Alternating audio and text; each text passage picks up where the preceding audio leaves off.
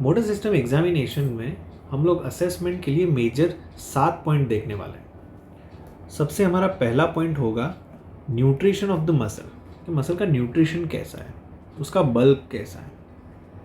उसके बाद हम देखेंगे मसल का टोन कैसा है, अपर लिम, लोअर लिम, उनके जितने भी मसल है उनमें टोन कैसा है।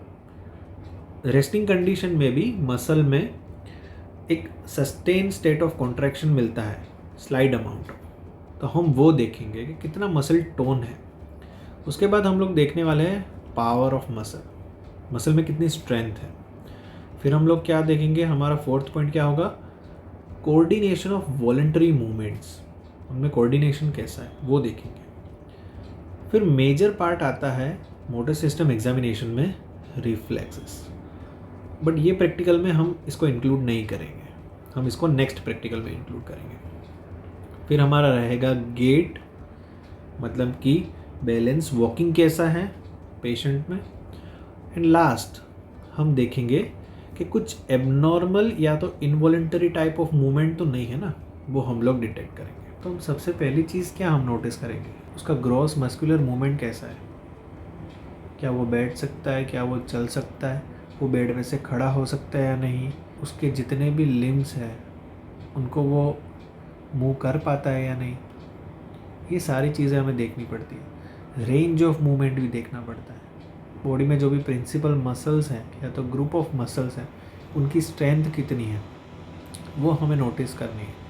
तो ये सारी चीज़ें हम क्यों नोटिस करते हैं, हम रूल आउट करना चाहते हैं, हम एक्सक्लूड करना चाहते हैं कि मोनोप्लेजिया तो नहीं है ना, हेमीप्लेजिया तो नहीं है ना, पैराप्लेजिया एंड क्वाड्रिप्लेजिया, ये सारी चीज़ें हम एक्सक्लूड करते हैं।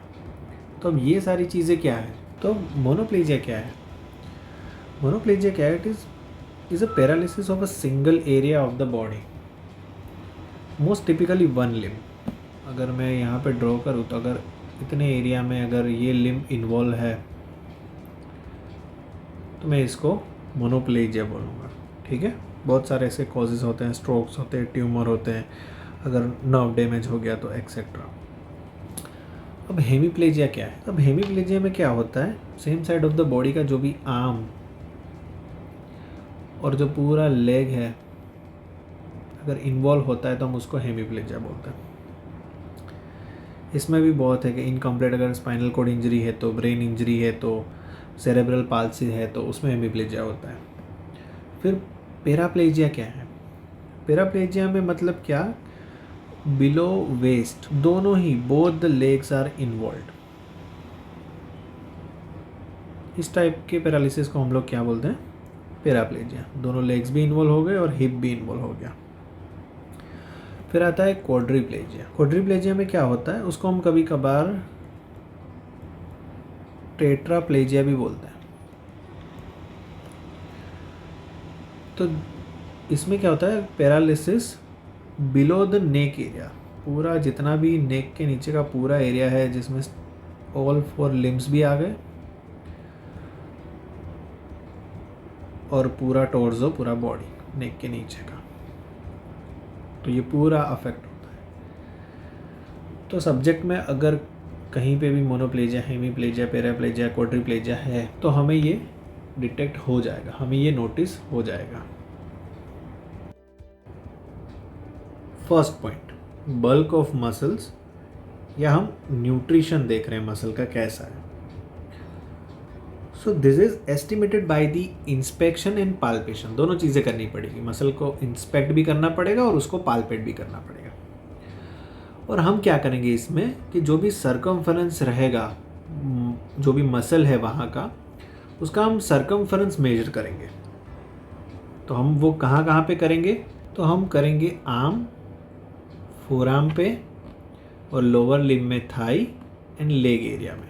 तो अब यहाँ पे हम सर्कमफरेंस मेजर करने के लिए हम एक फिक्स्ड, जो कि एक सबक्यूटेनियस बोनी लैंडमार्क होगा, उनके रिलेशन में हम ये फिर सर्कमफरेंस मेजर करेंगे। अगर अपर लिम्ब हम लोग देख रहे हैं तो हम लोग यहाँ एल्बो का लेवल हम लोग ध्यान में रखेंगे, और लोअर लिम्ब में अगर सर्कमफरेंस मेजर कर रहे हैं तो हम लोग नी जॉइंट को ध्यान में रखेंगे। आपको अपर लिम्ब में अगर मेजरमेंट करना है, बल्क ऑफ मसल देखना है, तो अब हम क्या करेंगे, अगर हम आर्म देख रहे हैं तो हम आर्म में क्या करेंगे, दोनों जगह पे राइट एंड लेफ्ट में 5 inch above the level of the elbow. So यहाँ से 5 इंच ऊपर और फिर हम यहाँ पे मेजर करेंगे। सेम उसी टाइम पे ऑपोजिट लिम्ब में भी 5 इंच मेजर करके हम सर्कमफरेंस वहाँ पे मेजर कर लेंगे। अगर फोर आर्म में करना है तो क्या करेंगे, तो अब हम क्या करेंगे 4 inch below the level of elbow, 4 inch below the level of elbow, और वहाँ पे फिर हम सर्कमफरेंस मेजर करेंगे। और आप लोअर लिम्ब की बात कर रहे हो तो वहाँ पे हम क्या करेंगे 9 inch above the knee joint, वहाँ हमें थाई का सर्कमफरेंस लेना है, और 6 इंच बिलो हमें लेग का सर्कमफरेंस मिल जाएगा। ये जो बल्क ऑफ मसल देखा, न्यूट्रिशन जो देखा, उससे हमें क्या पता चलेगा, अगर मसल में कहीं पे वेस्टिंग है या कहीं पे एट्रोफी है तो ये हमें पता चल जाएगा, और कहीं पे अगर कॉन्ट्रैक्चर है तो भी हम इन सारी चीज़ों का एक रफ आइडिया ले सकते हैं। अब कभी कभार क्या होता है, दोनों साइड में हमें जो है वो वेस्टिंग देखने को मिलता है। इसलिए क्या होना चाहिए, कॉमन सेंस होना चाहिए अबाउट जो क्या नॉर्मल मसल मास क्या हो सकता है कोई पर्सन के लिए, ठीक है, उस हिसाब से फिर हम वो जजमेंट कर सकते हैं। तो अब वेस्टेड या तो एट्रोफिक मसल्स कैसी होती है, जब हम इंस्पेक्शन एंड पाल्पेशन करेंगे तो वो जब भी मसल कॉन्ट्रैक्ट करेगा तब वो ज़्यादा स्मॉलर होगा, सॉफ्टर होगा compare to normal, and more flabby, मतलब कि लूज होगा than normal when they are contract. अब जब भी मसल वेस्टिंग फाइब्रोसिस के साथ अगर एसोसिएटेड होता है तो हम उसको कॉन्ट्रैक्चर बोलते हैं, और इस मसल को जब आप फील करोगे तो वो हार्ड आपको फील होगा, इनइलास्टिक फील होगा, एंड वो शॉर्ट हो जाएगा। तो जब भी आप इस टाइप का जब कॉन्ट्रैक्चर आपको मिलेगा, तब आप जब भी पैसिव स्ट्रेच करने जाओगे तो ये आपसे पॉसिबल नहीं होगा। So it is not possible to stretch passively, आप उसको स्ट्रेच नहीं कर सकते टू अ नॉर्मल डिग्री। तो अब हम देखते हैं कि कब ये बल्क ऑफ मसल कब डिक्रीज़ हो जाता है और कब ये बल्क ऑफ मसल हमें इंक्रीज़ मिलता है। तो अब डिक्रीज़ वाले सिनेरियोस पहले देखते हैं। अगर कभी भी कोई भी मसल या इंजरी है या तो कोई डिजीज़ है, पर्टिकुलरली मसल्स का या तो जॉइंट का, कौन सी कंडीशन में ऐसा होता है, इन्फ्लेम्ड मसल, और कोई ऐसी कंडीशन जो जिसमें प्रोलॉन्ग्ड हाइपरटोनिया हो, ठीक है, पर्टिकुलर ग्रुप ऑफ मसल्स में प्रोलॉन्ग्ड हाइपरटोनिया होता है, उस टाइम पे ड्यू टू इंजरी और उन सब चीज़ों की वजह से बल्क ऑफ मसल डिक्रीज़ हो जाता है। फिर आपने बहुत सारे न्यूरोलॉजिकल डिसऑर्डर्स देखे होंगे, जैसे कि पोलियोमाइलाइटिस, उसमें हमें मसल मास या मसल बल्क कम मिलता है। केकेक्सिया मतलब क्रोनिक लंबे टाइम तक अगर कोई स्टारवेशन में है, उस टाइप की कंडीशन में हमें मसल मास कम मिलेगा। तो कब इंक्रीज़ हो जाएगा, कोई अगर रेगुलरली अगर जिम जा रहा है, ठीक है, कोई एथलेटिक ट्रेनिंग में है, तो उनकी मसल में हाइपरट्रॉफी होगी। सो क्या होगा कि मसल बल्क इंक्रीज़ होगा उनमें। फिर कुछ ऐसे ऑक्यूपेशंस होते हैं, ठीक है, लेबरर्स, और वो जब काम करते हैं तो उनमें क्या रहता है, कंटिन्यूड एक्सेसिव वर्कलोड, और उसकी वजह से उनमें ये मसल मास इंक्रीज होता है, हाइपरट्रॉफी होती है। और फिर कुछ होते हैं मायोटोनिक डिसऑर्डर्स, ठीक है, मस्कुलर डिस्ट्रोफीज।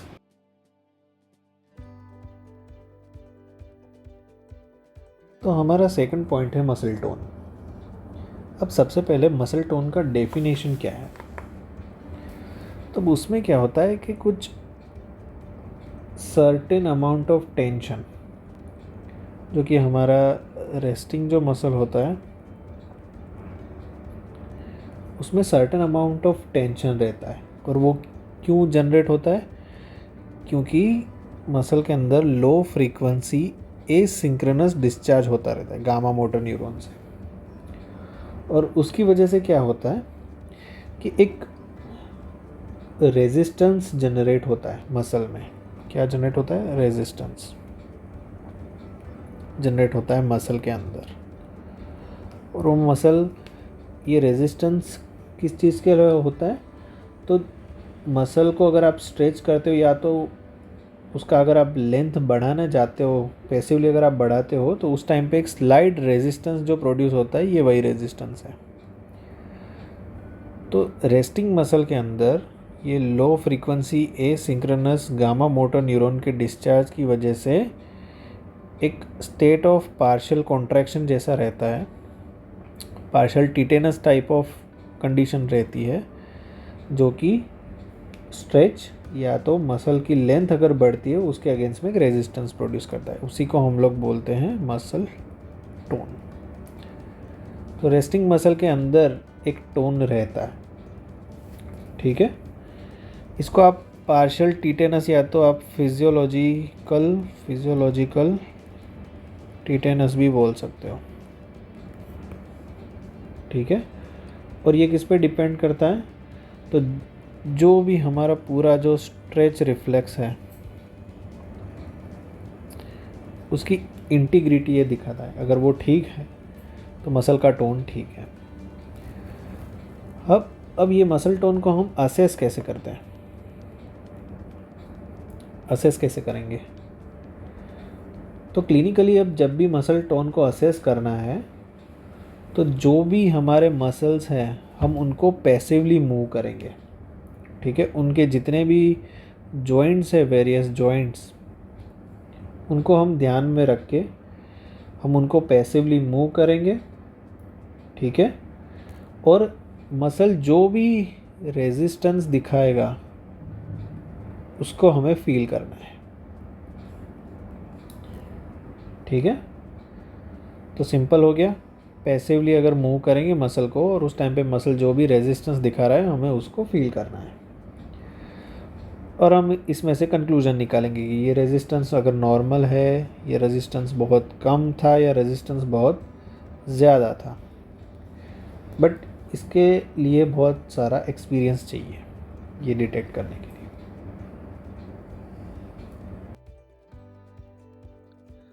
हाइपरटोनिया। सो हाइपरटोनिया में क्या होगा, जब भी हम पैसिवली मसल को मूव करेंगे तब हमें जो रेस्टिंग मसल टोन होगा वो हमें ज़्यादा फील होगा, मतलब कि ज़्यादा रेजिस्टेंस फील होगा। जब भी हम मसल को पैसिवली स्ट्रेच करेंगे सो हाई रेजिस्टेंस फील होने वाला है। सो ये मोस्ट कॉमनली देखने को मिलता है अपर मोटर न्यूरॉन लीजन्स में। जब भी कोई ब्रेन डिजीज होता है उसमें क्या होता है, ये टोन होता है मसल का वो बढ़ जाता है। और अगर ये जो टोन इंक्रीज हुआ है, अगर वो सिर्फ वन ग्रुप ऑफ मसल में ही है, तो उसे हम स्पास्टिसिटी बोलते हैं। ये ध्यान में रखिएगा कि if the hypertonia is confined to only one group of muscles, it is called spasticity. जबकि हाइपरटोनिया अगर दोनों ग्रुप्स ऑफ मसल में अगर इन्वॉल्व है, जैसे कि extensors as well as the flexors, और दोनों इक्वली इन्वॉल्व है, तो उसे हम रिजिडिटी बोलते हैं। One group of muscle involve, spasticity, both the groups involve equally, it is referred as a rigidity. So example में अगर इंटरनल कैप्सूल अगर वहां पे कुछ लीजन है तो वो स्पास्टिसिटी प्रोड्यूस होगी, और अगर बेसल गेंगलिया में कोई लीजन है तो वहां रिजिडिटी प्रोड्यूस होगी। इसके ऑपोजिट हाइपोटोनिया। हाइपोटोनिया का मतलब होता है decrease in resting muscle tone. मतलब आप पैसिवली जब भी मसल को आप मूव करोगे, पैसिवली आप जब स्ट्रेच करोगे, तो वो मसल ऑफर्स लिटिल और नो रेजिस्टेंस। तो उसके मेनली कॉजेस कौन से हैं? सो लोअर मोटर न्यूरॉन लीजन। इसमें क्या होगा, जो लोकल रिफ्लेक्स आर्क है उसके पूरे पाथवे में अगर कहीं पे भी डिस्ट्रक्शन होता है, जिसकी वजह से ये लोकल रिफ्लेक्स आर्क अगर डिस्टर्ब होता है, तब जाके हाइपोटोनिया देखने को मिलता है। अगर इफ्रंट नर्व टू मसल, इसमें अगर डिस्ट्रक्शन होता है बाय इंजरी और बाय पोलियोमाइलाइटिस, तब जाके हाइपोटोनिया देखने को मिलता है। और अगर एफरंट का डिस्ट्रक्शन होता है सेंसरी, वो देखने को मिलता है सिफिलिस में, और उसमें भी हाइपोटोनिया होता है। क्लास्प नाइफ स्पास्टिसिटी, तो अगर हम लोग हाइपरटोनिया में देखने जाएंगे तो हमें क्लास्प नाइफ स्पास्टिसिटी देखने को मिलती है। जब भी वो क्लास्प नाइफ, जब भी नाइफ इनिशियली ओपन करते हैं तो इनिशियली रेजिस्टेंस फील होता है, उसके बाद वो रेजिस्टेंस रिड्यूस हो जाता है। तो ये हमें पिरामिडल ट्रैक लीजन्स में देखने को मिलता है, anterior and lateral corticospinal tract इसमें। तो इसमें क्या होता है, ज़्यादातर ये क्लास्प नाइफ स्पास्टिसिटी जो टोन है वो एंटी ग्रेविटी मसल्स में बढ़ जाता है, ठीक है। अपर लिम्ब के फ्लेक्सर्स, लोअर लिम्ब के एडक्टर्स एंड एक्सटेंसर्स। फिर आता है lead pipe rigidity, resistance is uniform throughout the range of the movement. तो ये एक्स्ट्रा पिरामिडल ट्रैक लीजन्स में देखने को मिलता है। कौन से ट्रैक, तो जैसे कि रूब्रोस्पाइनल, रेटिकुलोस्पाइनल, ओलिवोस्पाइनल, वेस्टिब्यूलोस्पाइनल, टेक्टोस्पाइनल, ये जब भी ट्रैक्ट इन्वॉल्व होंगे, अगर उसमें कुछ डिफेक्ट होती है तो ये लेड पाइप रिजिडिटी देखने को मिलती है। उसके बाद आता है कॉगविल टाइप ऑफ रिजिडिटी। इसमें क्या होगा, there is alternate resistance and relaxation. जब भी पैसिव मूवमेंट करवाएंगे तब अल्टरनेट हमें रेजिस्टेंस फील होगा, फिर रिलैक्सेशन फील होगा। यह भी एक्स्ट्रा पिरामिडल ट्रैक्ट लीजन में देखने को मिलता है।